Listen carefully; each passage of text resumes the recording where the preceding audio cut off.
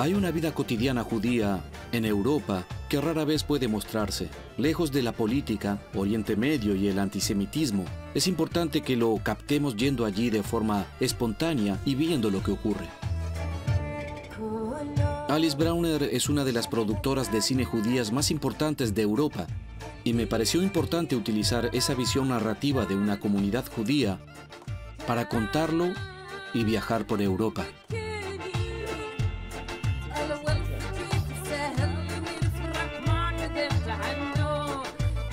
Yves Kugelman siempre ha tenido un papel importante en nuestra familia, porque como redactor jefe siempre escribía artículos que discutíamos y estaba muy interesada en hacer algo con él.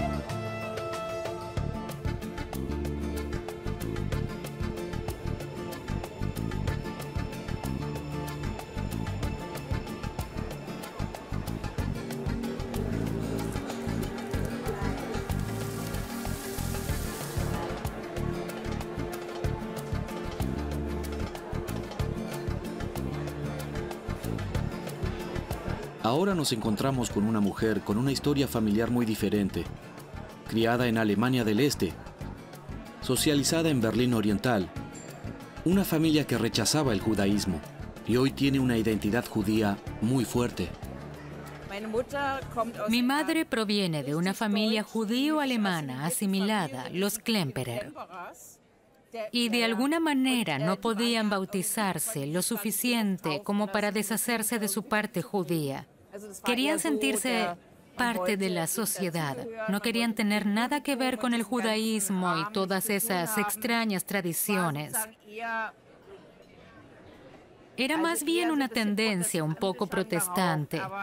Pero en realidad, como Víctor Klemperer, uno de nuestros parientes más conocidos, lo escribió en su diario, no pudo deshacerse de lo judío en absoluto. Y en el caso de mi madre, también sucedió lo mismo. Mi padre venía de Galicia y luego en Berlín con sus padres creció en el barrio Schoenviertel. Era una época muy interesante. Al hacerse mayor, le dijo a su padre: ¿sabes qué? El bar mitzvah es lo último que haré por ti y después pueden dejarme en paz. Y al frente, cruzando la calle, estaba el Comité Central del Partido Comunista en Bülowplatz, en la actual Plaza de Rosa, Luxemburgo. Así que cruzó la calle, le pareció mejor y se unió a ese movimiento. Allí había muchísimos judíos. Y entonces fue al exilio en el 33 y luego luchó en la Guerra de España y después luchó en Francia empuñando las armas. Y cuando regresó a la RDA, por supuesto, era una cuestión de resonancia cognitiva, que tenía que luchar por el socialismo. De lo contrario, lo que estaba haciendo allí no tenía sentido. La religión se consideraba innecesaria, superflua y reaccionaria. Desde el punto de vista de la cultura, no había judíos. Todo se reducía a la religión. En otras palabras, regresaron a Alemania.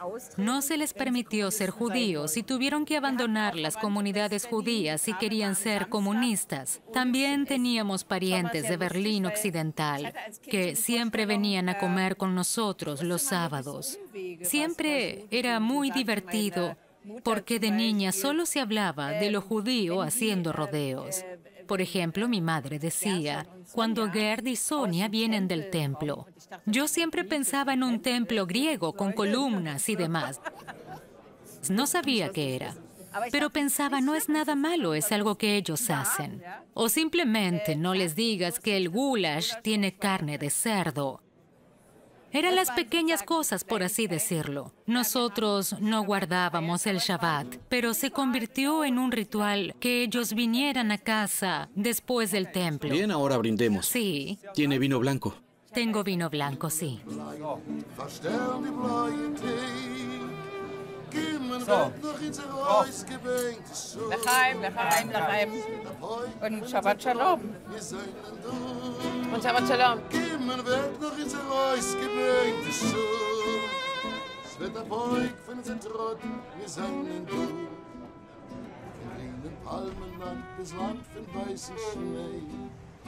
kommen nun mit unserer Pein, mit unserer Weih. Und wie gefallen dieser Sprit von unser Blut?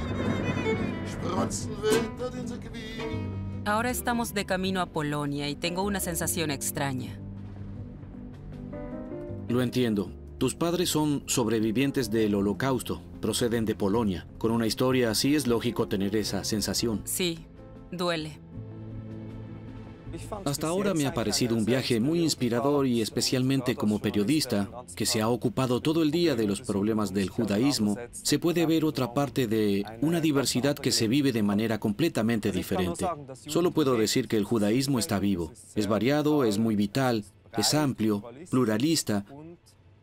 Y en primer lugar, es un judaísmo que se enfoca en la vida cotidiana, y solo cuando hablas expresamente del tema con la gente, surge la cuestión del antisemitismo, los debates de Oriente Medio. Realmente nunca hubiera pensado que el judaísmo pudiera vivirse de forma tan abierta y libre como lo hemos vivido en Marsella, como lo hemos visto sobre todo en Estrasburgo. Siempre tengo que reflexionar una y otra vez porque me crié de manera muy diferente.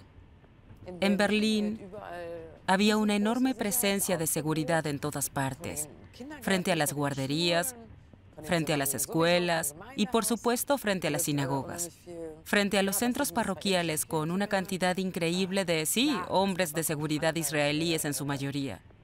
Seguro que también había algunos en Francia vigilando sus sitios judíos, pero no me parecieron tantos. Eso ya de por sí me impresionó mucho. Ahora vuelvo a Berlín, al fin y al cabo, mi ciudad natal.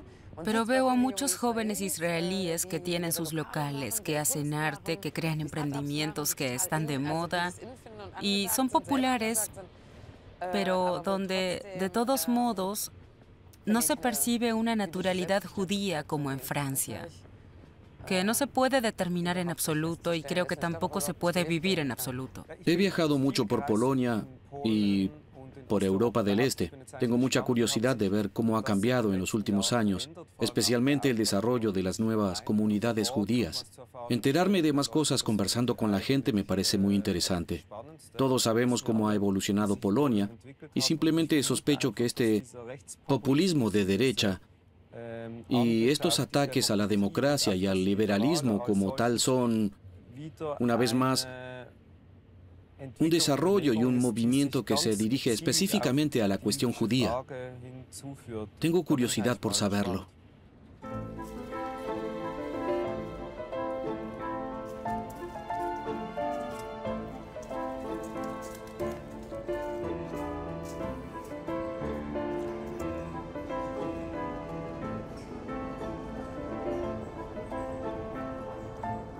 En los últimos años aquí han sucedido muchas cosas en relación con el desarrollo de la vida judía. Ahora nos dirigimos a la escuela judía de Varsovia, donde hay un 30% de niños judíos y un 70% de no judíos. Es bueno que aquí vuelva a haber escuelas judías.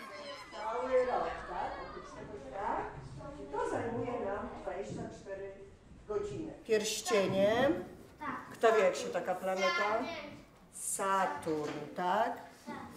Możecie podpisać sy, ky, księżyc, Saturn, słońce.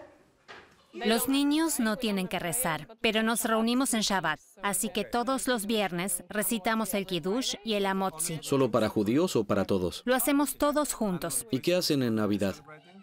No celebramos la Navidad, celebramos el Hanukkah. Vivimos de acuerdo con el calendario judío y observamos las fiestas judías. Solo las celebramos con los niños judíos. El plan de estudios incluye 3 horas de clases de judaísmo y 3 horas de hebreo. Eso es bastante, especialmente para los niños pequeños, y saben que están en la escuela judía. Es imposible ignorarlo. y es muy importante para la comunidad judía. ¿Y cómo es la situación entre los niños? ¿Los niños judíos tienen problemas con los que no son judíos o viceversa? No, en absoluto. Crecen juntos. Se conocen desde los 3 años. Empiezan en el jardín de infantes y luego en la escuela van juntos a clase. Entonces, ¿es una especie de modelo de paz? Esa es exactamente nuestra misión. Queremos mostrarnos como judíos, también a la gente aquí en Polonia. Los niños son nuestros embajadores, también más tarde, cuando vayan a la universidad. Tienen escuelas casi más lindas que en Suiza. Me impresiona que la escuela tenga un carácter totalmente judío, aunque la mayoría de los niños no sean judíos. En nuestras escuelas es al revés.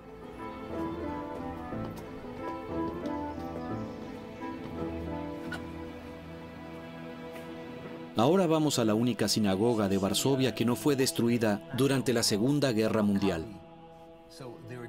Viajé a Polonia varias veces en los años 70 y principios de los 80. Ese no era el destino más popular para un joven judío estadounidense normal de Long Island.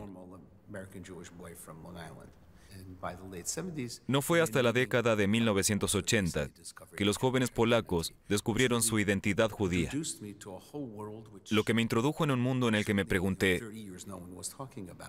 ¿cómo es que hoy no hay más judíos en Polonia?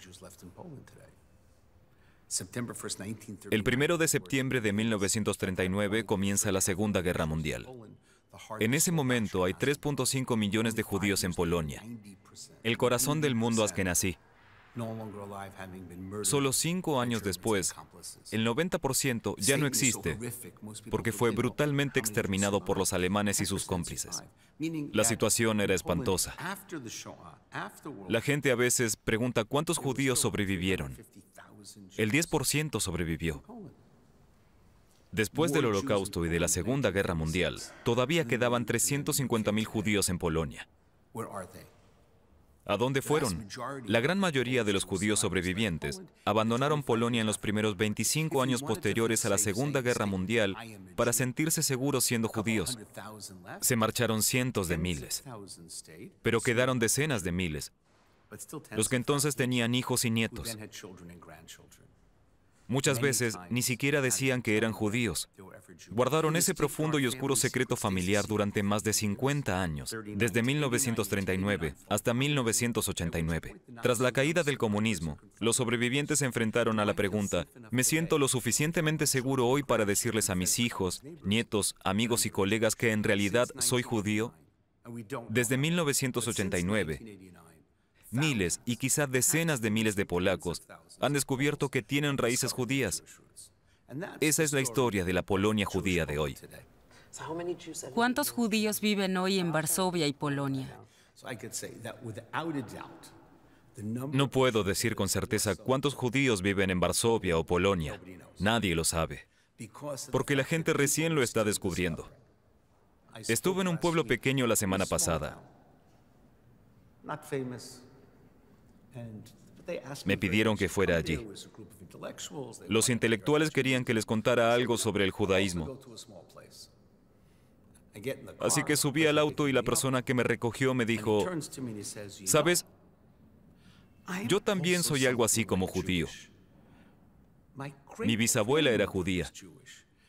La madre de mi madre era judía. Así que me volví hacia él y le dije, no eres algo así como judío. Eres judío. Entonces, ¿cuántos judíos hay en Polonia? No lo sé, pero son muchos.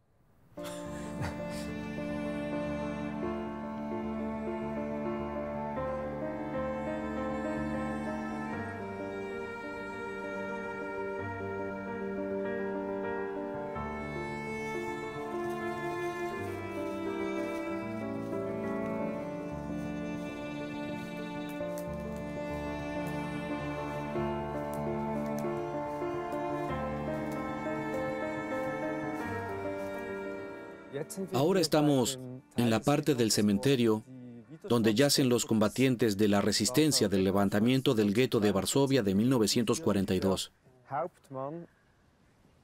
Y aquí está el líder que vivió hasta 2009, Marek Edelman, que fue médico y un héroe, no solo de la resistencia, sino también más tarde, durante el movimiento Solidarnosc. Especialmente en el gueto de Varsovia. Ambas cosas. Fue un héroe antes, durante y después de la guerra. ¿Ves aquí todas estas tumbas?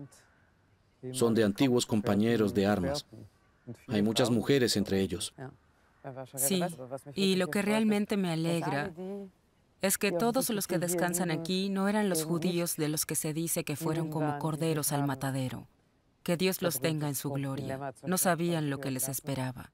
Pero hubo quienes se levantaron, quienes lucharon, quienes demostraron que hacemos algo, que luchamos, quienes realmente reunieron todo su valor y quisieron defender al pueblo judío. Es impresionante. Fue mucho más de lo que podemos imaginar. Existe esta tradición de la historia de los macabeos, de cómo se levantaron y se defendieron. En la imagen que se tiene de los judíos, no se le da la importancia que merece, pero sí hubo muchos que resistieron. Los que se levantaron, todos los que estaban en la resistencia con los partisanos. Y en el comunismo a menudo pasaba inadvertido que había muchos judíos entre ellos. Pero Edelman fue un héroe aquí también entre los polacos. Y ahora estamos en el monumento a los héroes del gueto de Varsovia. Y en el centro del monumento está Mordechai Anielewicz. Él era el líder, el joven líder del levantamiento que duró solo unas semanas, pero que fue un acto de valentía.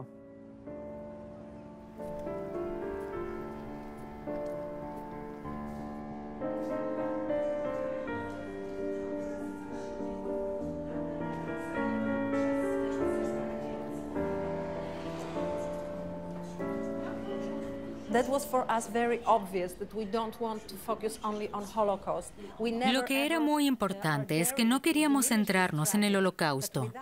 Nunca nos atreveríamos a restarle importancia a esa tragedia. Es parte de nuestra misión devolver nuestra historia a la gente y preservar la memoria de la vida y la cultura judías.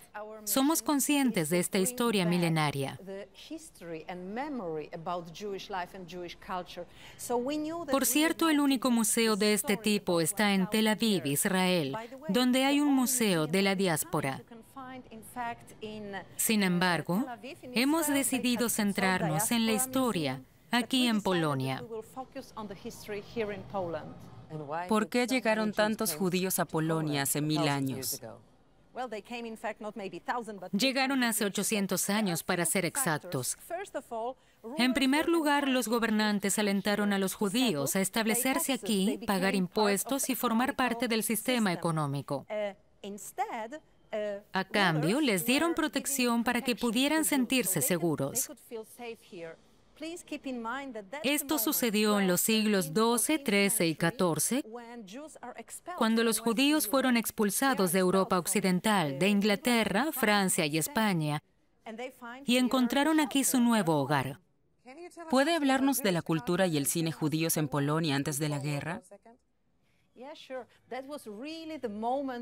Ese fue realmente el momento de la edad de oro de la cultura judía. Hay que recordar que en Polonia había 3,3 millones de judíos antes de la guerra. Varsovia era la segunda ciudad judía más grande después de Nueva York, y los judíos descubrieron que también podían tener una cultura secular. En épocas anteriores, los judíos tenían básicamente una cultura muy vinculada a la religión, pero ahora habían encontrado en el yiddish su propio idioma y esto podía ser útil para el teatro, las películas y los libros. Estos 3,3 millones de personas estaban tan interesadas en todo que crearon su propia cultura.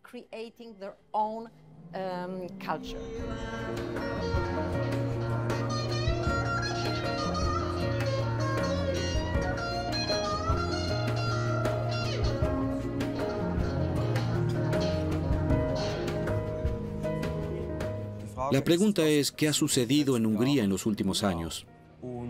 ¿Y cuál es el impacto en las minorías? También en la minoría judía. Claro que hay un sedimento mucho más profundo y esos partidos de extrema derecha no se inventaron con Orbán, pero él aprieta el botón y funciona. Y creo que ese es el miedo que tienen muchos judíos en Europa en general, que exactamente este mecanismo de poder funcione. Te adormeces en una sensación de seguridad y puede venir alguien y cambiarlo todo repentinamente. Es como en Alemania con el partido AfD. Es decir, las ratas salen de sus agujeros en cuanto les pones comida y eso es exactamente lo que ocurre. Ese es el sedimento. Hungría debe haber estado preparándose durante mucho tiempo. Se necesita una base del 15 al 20% de la población o incluso más de personas que quizá no solo son antisemitas, sino también antidemocráticas, que quieren un liderazgo férreo. Realmente se puede observar en muchos países europeos que evidentemente todo estaba preparado. Se hacían los dormidos esperando poder emerger de una vez. Bueno, eso también muestra que el mundo es más complejo de lo que a menudo tratamos de mostrar, porque junto a los mayores detractores de los judíos, hoy también tienes grandes defensores de Israel, así que todo cambia un poco. ¿Y por qué no se puede criticar al gobierno de Israel si esto no va asociado al resentimiento antijudío? Por cierto, el gobierno de Israel ya ha aceptado el pacto con Orbán. Quiero que como judío se me permita hacerlo.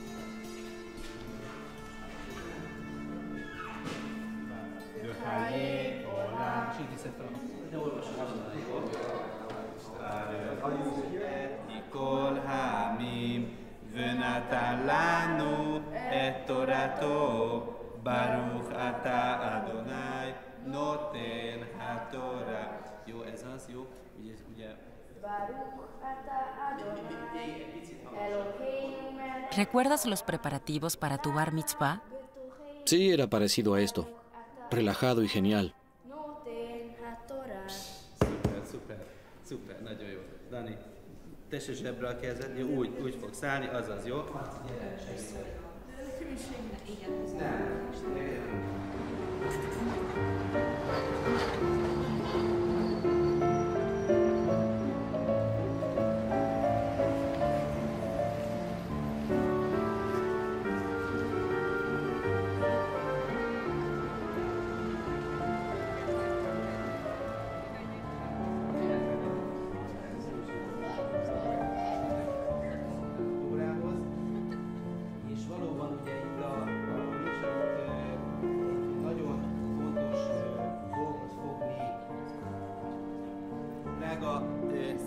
Jó, itt van egy tök szép, segíts nekem, én nagyon ügyetlen vagyok. És akkor pont onnan vágok. Mennyit vághatok? Ezt itt? Jó. Wow!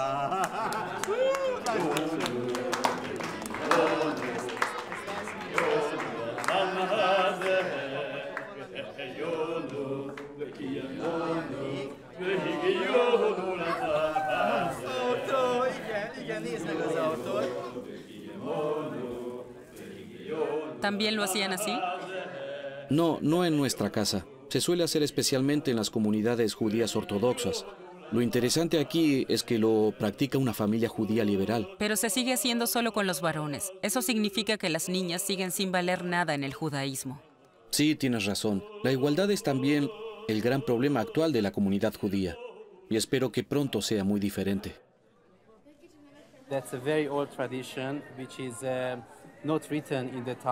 Es una tradición muy antigua que no se encuentra en el Talmud.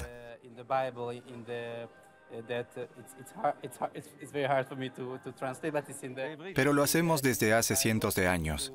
Hay una frase en la Biblia que es muy difícil de traducir. Es así. Vemos al niño como un árbol, del que no hay que recoger frutos durante los 3 primeros años. Así que comparamos al niño con un árbol. Por eso, dejamos que a los niños les crezca el cabello durante 3 años. No se trata de fuerza o energía, pero creemos que un niño recién puede entender los mandamientos a los 3 años.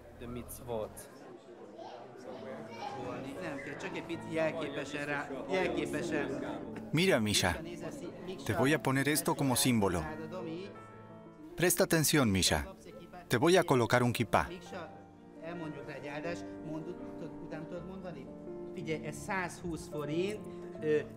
Y estos son 120 forintos. ¿De acuerdo? Misha, mira. Ponlo aquí dentro.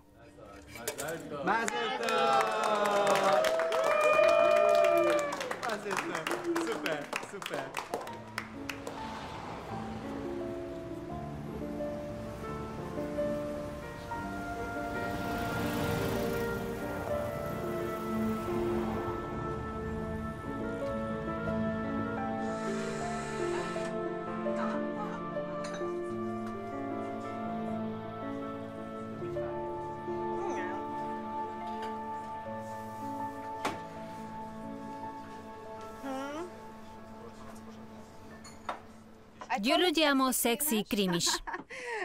Si me preguntan cómo hago este pastel, bueno, trabajamos mucho tiempo para que la capa superior sea suave. El pastel no es pesado ni demasiado dulce, pero sí muy caramelizado. Trabajamos en ello mucho tiempo. Sí, es realmente muy esponjoso, ligero. Sí, increíble. ¿Pero también tienes pasteles típicos judíos?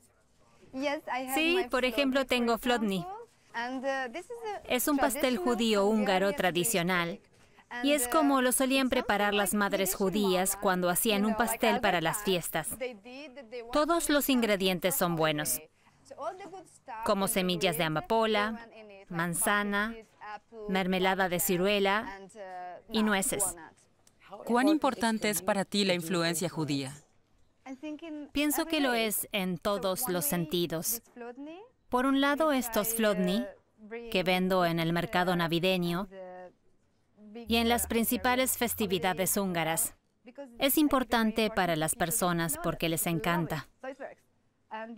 Por otro lado, creo que todo lo que tengo en mí, mi sangre judía, me dice cómo hacer negocios, que me gusta trabajar y que me gusta hacer pasteles. Así que todas mis ideas que vienen de casa, todo lo que he aprendido, tiene su influencia. Y así funciona. ¿Celebras el Shabbat todos los viernes? Por supuesto. Sabes, el Shabbat es como un lugar en donde estar. No es la rutina diaria. Pasan tantas cosas durante la semana y tengo poco tiempo. Tengo mi negocio y mis hijos. Y cuando salgo, quiero hacerlo con mi marido. Todos mis amigos están allí en el Shabbat. Siempre están invitados si pueden venir o no. No puedo decir cuántos, pero la mesa siempre está puesta para 10 personas. Y es muy relajado porque saben que podemos vernos en cualquier momento y seguir siendo amigos.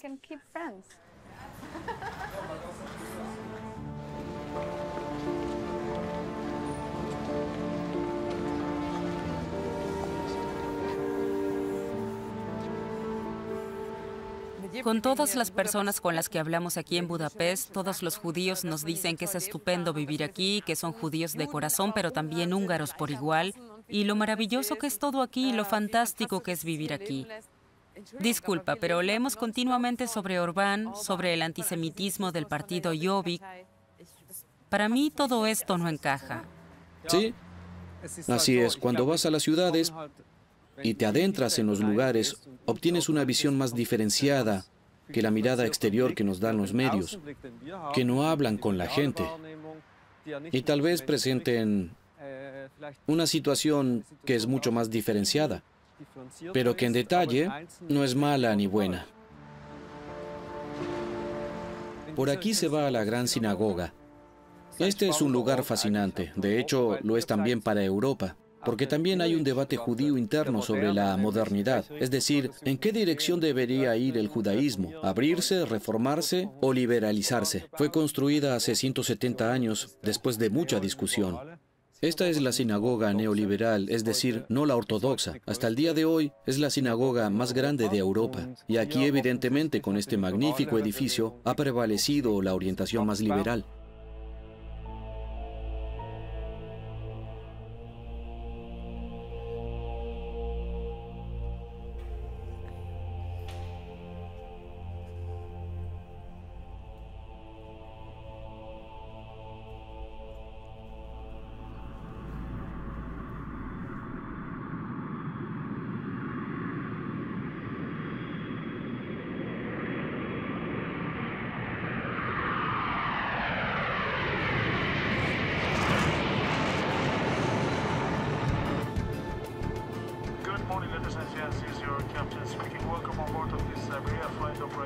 Para la mayoría de la gente, Venecia es una ciudad romántica. Para nosotros los judíos es la idea del primer gueto. Fue aquí donde la población judía fue separada y aislada por primera vez.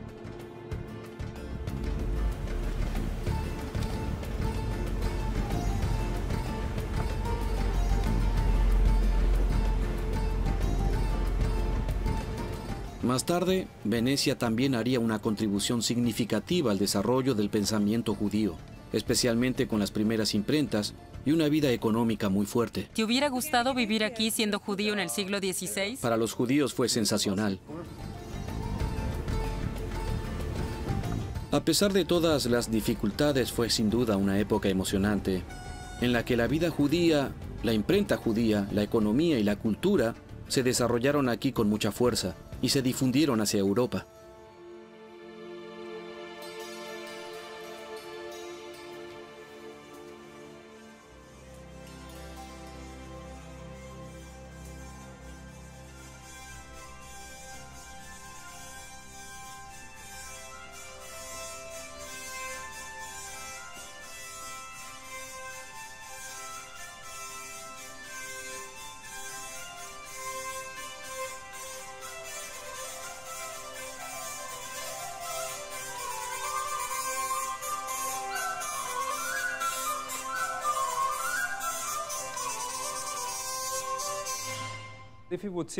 En el siglo XVII, ¿se habría tocado este tipo de música en el gueto en una boda judía? Absolutamente. Lo especial del gueto era que si hubieran ido a una boda judía alemana en ese entonces, habrían escuchado música alemana con influencia italiana. Si hubieran ido a los llamados judíos levantinos del norte de África, que salieron de España, que fueron a Marruecos y finalmente terminaron en Venecia, pasando por Turquía o Grecia, su música podría haber sonado también turca. También se habría escuchado música de los españoles y, por supuesto, de los italianos que vivían en el gueto en la época en que aquí comenzaban el carnaval y la comedia del arte. Todo tuvo un gran impacto en la música.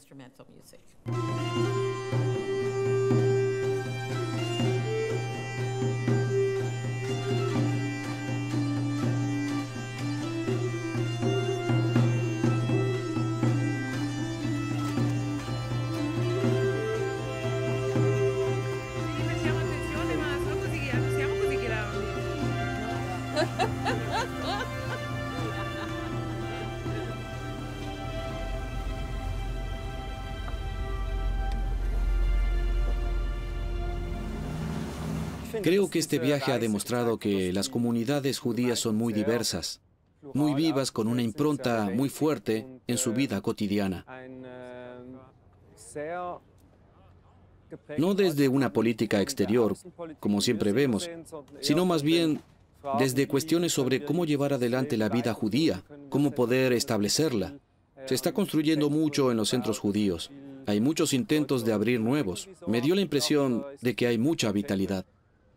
Me lo imaginaba totalmente diferente, ya sabes, después de todo soy de Berlín y todas nuestras escuelas están vigiladas por la policía y la seguridad israelí. Y pensé que probablemente sería igual en otros países. En el caso de Polonia, mis padres son sobrevivientes del Holocausto de Polonia y el efecto fue muy positivo. Está Varsovia y gracias a la Fundación Lauder, ese complejo con las escuelas nuevas, esa vida judía realmente joven que está creciendo, desarrollándose y floreciendo. Fue un impulso muy sorprendente para mí. Y también Budapest muestra la despreocupación con la que se desenvuelve y mantiene una comunidad judía de 60.000 miembros. Lo que se observa desde afuera es que les está yendo mal. La situación política es terrible. Y lo es, pero están haciendo algo por su cuenta. No llegan a un acuerdo con el régimen, tienen su propia posición, pero establecen la vida judía porque piensan que sobreviviremos a este régimen durante mucho tiempo. Por otro lado, existe un gran movimiento antisemita y racista que en algunas circunstancias puede llevar a que los judíos sean asimilados por completo o a que se marchen. ¿Pero a dónde? Los judíos, si tenían la libre elección de irse, sencillamente se iban. No hay nada que les retenga en un entorno en el que están marginados o amenazados. Y lo hemos visto muy bien en este viaje. Las familias y las comunidades que se preocupan principalmente por la vida cotidiana y no les importa la gran cuestión política. Intentan vivir lo mejor posible y si no funciona, si no se puede llegar a un acuerdo con la comunidad, y si por el contrario la comunidad y especialmente la política no vela por esa seguridad, entonces se van. Y especialmente aquí en Venecia se ve cómo todo ha confluido.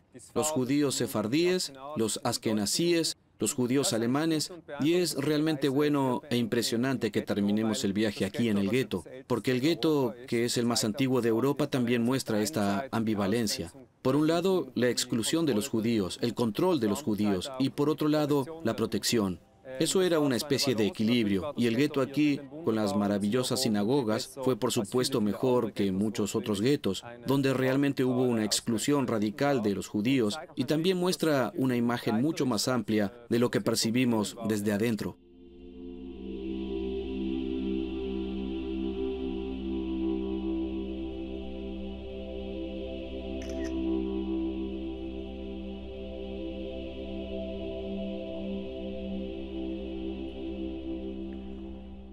Hoy en el gueto hay sinagogas y la oficina de la comunidad. Nací a 100 metros de aquí y fui a una escuela judía aquí en el gueto. Había una escuela pequeña con una clase de 6 a 10 alumnos. Pero hoy la comunidad es muy pequeña. El primero de mi familia en venir aquí llegó alrededor del año 1500. Aquí había una antigua fundición de metales. De ahí el nombre gueto.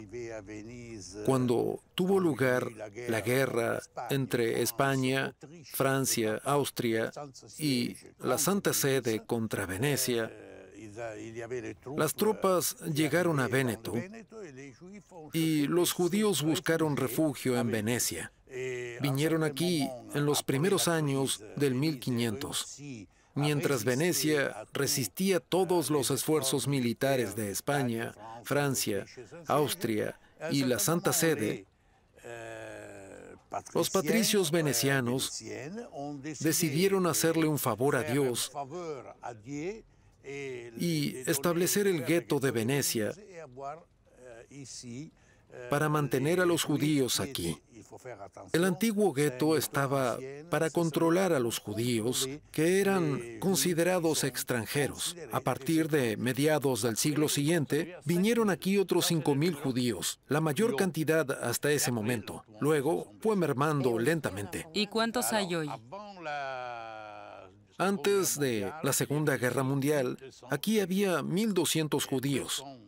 204 fueron deportados. Después de la guerra, había 1.000. Hoy somos 400. ¿Siente más antisemitismo hoy que antes? No, aquí no siento el antisemitismo. Por supuesto, hay muchos problemas con el conflicto en el Oriente Medio, pero aquí las condiciones son normales. No hay investigaciones especiales al respecto, pero en Italia no hay problemas.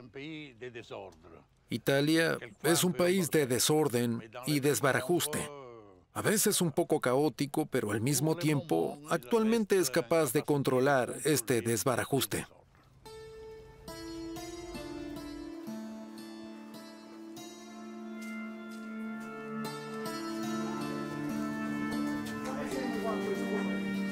Cada vez que estoy aquí, mi corazón se acelera. Sí, el ambiente es muy especial. Un viernes por la tarde en el gueto de Venecia. Y por eso es bueno que terminemos aquí nuestro viaje. La gente se prepara para el Shabbat y va a la sinagoga a rezar. Después van a cenar. Normalmente estaría encendiendo las velas con mi familia, recitando el Kiddush. Pero estoy muy feliz de ver cómo lo hacen aquí. Hoy lo harás conmigo. Estamos invitados más tarde y nos reuniremos con ellos después de la sinagoga. Tengo la sensación de que la vida judía está floreciendo nuevamente en muchas partes de Europa, prosperando y avanzando. Pero es demasiado pronto para saber si seguirá así en el futuro. Pero si la sociedad civil continúa trabajando para proteger los derechos fundamentales de las minorías, y si estas minorías que son amenazadas se defienden, entonces confío en que los judíos tengan un buen futuro en Europa.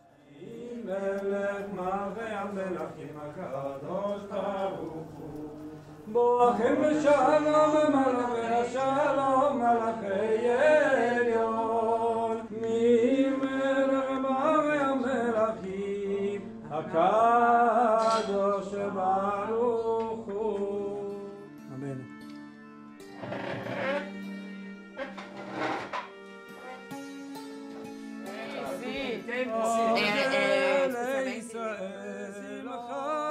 Shamban menucha. Shabbat shalom. Shabbat shalom.